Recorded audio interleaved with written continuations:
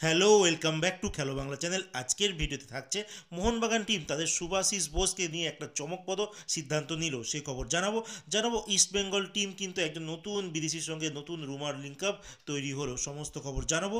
তার আগে প্রতিদিনের মতো বলবো, খেলার আপডেট খবর পাওয়ার জন্য আমাদের চ্যানেলটিকে সাবস্ক্রাইব করতে একদম ভুলো না। তো চলো শুরু করছি আজকে প্রথম খবরটি বলবো আইএসএল এর আপডেট নিয়ে, যেখানে গতকালকে দুখানা ইম্পর্টেন্ট ম্যাচ হয়ে গেছে চারটে সেরা টিমের মধ্যে।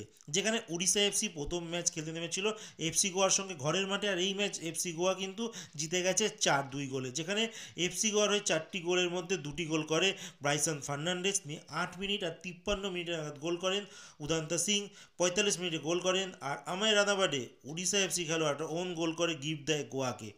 আর এইদিকে উড়িষ্যার এফসির দুটো গোল করে, একটা করে আহমেদ জাহু, তিনি 29 মিনিটে নাগাদ পেনাল্টি দিয়ে গোল করেন, আর জেডি 88 মিনিটে গোল করেন। আর এই আহমেদ জাহু গোল করার পরও তিনি কিন্তু রেড কার্ড দেখেন।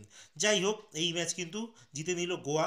আর এরপরে একটা ইম্পর্টেন্ট, মানে খুব ইম্পর্টেন্ট ম্যাচ ছিল, যেটা মোহনবাগান জনতা এই ম্যাচটির দিকে কিন্তু নজর রেখেছিল। জামশেদপুর এফসি তারা 2-1 গোলে হারিয়ে দিয়েছে ব্যাঙ্গালোরকে, আর এই ব্যাঙ্গালোর হেরে গেছে।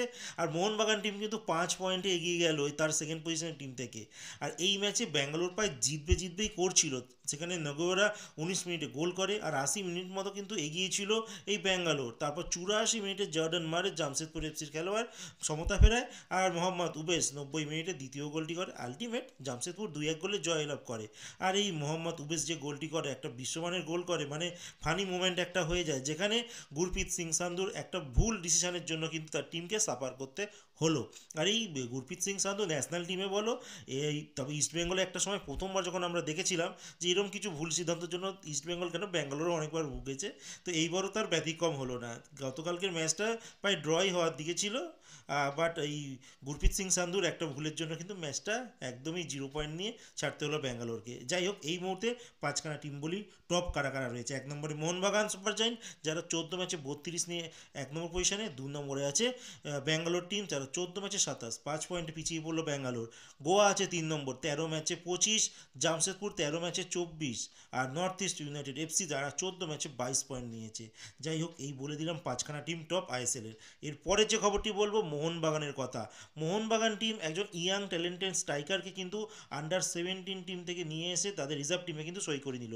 রাজস্থান এখনকার যে একটা একাডেমি আছে, জিঙ্ক ফুটবল একাডেমি, নামি একাডেমি, খুব ভালো ফুটবলার সাপ্লাই দেয়।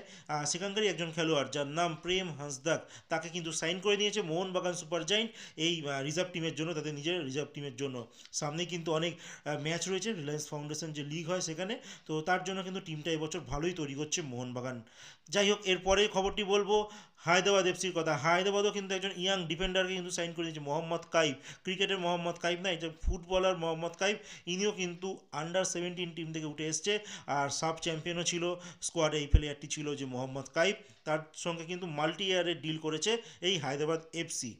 এরপরে যে খবরটি বলবো নিখিল প্রভুর কথা। নিখিল প্রভু এই বছর পাঞ্জাব এফসি হয়ে প্রত্যেকটা ম্যাচে একটা ইম্প্যাক্ট রাখছে এই খেলোয়াড়টি, আর এই খেলোয়াড়টিকে অফার করেছে কেরালা ব্লাস্টার ফুটবল ক্লাব। আর কেরালা কিন্তু এই বছর অনেক প্লেয়ারদের ছেড়ে দিচ্ছে, তোমাদের আমি আগের একটা ভিডিওতে জানিয়েছিলাম। তারা কিন্তু এই রাহুল কেপিকে ছেড়ে দিচ্ছে উড়িষ্যার কাছে, আর তারা কিন্তু অনেক প্লেয়ারকে ছেড়ে দিয়ে আবার নতুন নতুন প্লেয়ারদের নিচ্ছে। আর কেরালা ব্লাস্টার এরকম সাধারণত করে, জিকসান সিংয়ের খেলা মানে দেখেছিলাম, অনেক খেলোয়াড় কি, তারপর সাহেলে বলো, তারা খেলোয়াড় তৈরি করে তারপর বেশি টাকা মানে ট্রান্সফার ফি নিয়ে প্লেয়ারগুলোকে তারা বিক্রি করে দেয়। যাই হোক, তাদের মধ্যে এবার দেখতে পাচ্ছি যে নিখিল প্রভুকে আবার টানছে পাঞ্জাব থেকে। এরপরে যে খবরটি বলবো সুভাশিস বোসের কথা। সুভাশিস বোসের সঙ্গে কিন্তু মোহনবাগান সুপার জায়েন্ট 2 বছরের কন্ট্রাক্ট এক্সটেন্ড করেছে। হ্যাঁ বন্ধুরা, 2 বছরের কন্ট্রাক্ট এক্সটেন্ড করে নিয়েছে এই সুভাশিস বোসের সঙ্গে। আর সুভাশিস বোস তো জানোই মোহনবাগান সুপার জায়েন্টের কিন্তু একজন ঘরের ছেলে। 2027 সাল অবধি তার সঙ্গে কন্ট্রাক্ট এক্সটেন্ড করে নিয়েছে মোহনবাগান টিম। এরপরে লাস্ট যে খবরটি বলবো ইস্ট বেঙ্গলের কথা। ইস্ট বেঙ্গলে তো মিটিং পর মিটিং চলেই চলেছে, মানে মিটিং ইস্ট বেঙ্গলে চলছে, শাটার নামাও আর মিটিং চলো। তো যাই হোক, মাদিতালাল তো অনেক দিন মানে চোট পেয়েছে, তারপর থেকে কোনো খেলোয়াড় এখনও নাম ঘোষণা হয়নি। এই মুহূর্তে একটা পত্রিকা দাবি করছে যে কোস্টারিকান জাতীয় দলের সেন্ট্রাল ফরওয়ার্ডের পজিশনে খেলা বা উইঙ্গারও খেলতে পারে 24 বছর বয়সী, যার নাম জার্গেস মন্টেনেগ্রো। একজন লাস্ট খেলেছেন কোস্টারিকানই একজন ক্লাব আছে লিবেরিয়াম, যেখানে 15 ম্যাচে 6টা গোলও করেছিলেন আর 5টা অ্যাসিস্টও করেছে। এই খেলোয়াড়টির সঙ্গে নাকি একটা লিঙ্ক আপ তৈরি হয়েছে ইস্ট বেঙ্গলে। যদি 2-3 দিন আর সময় যদি মোটামুটি চেয়েছে, পেপারটা বলছে, তার মধ্যে কিন্তু ফাইনাল ডিসিশন হয়ে যাবে। তো আজকের মতো খেলার খবর এতটুকুই। ভালো থেকো, সুস্থ থেকো, দেখা হচ্ছে নতুন আরেকটি ভিডিওতে।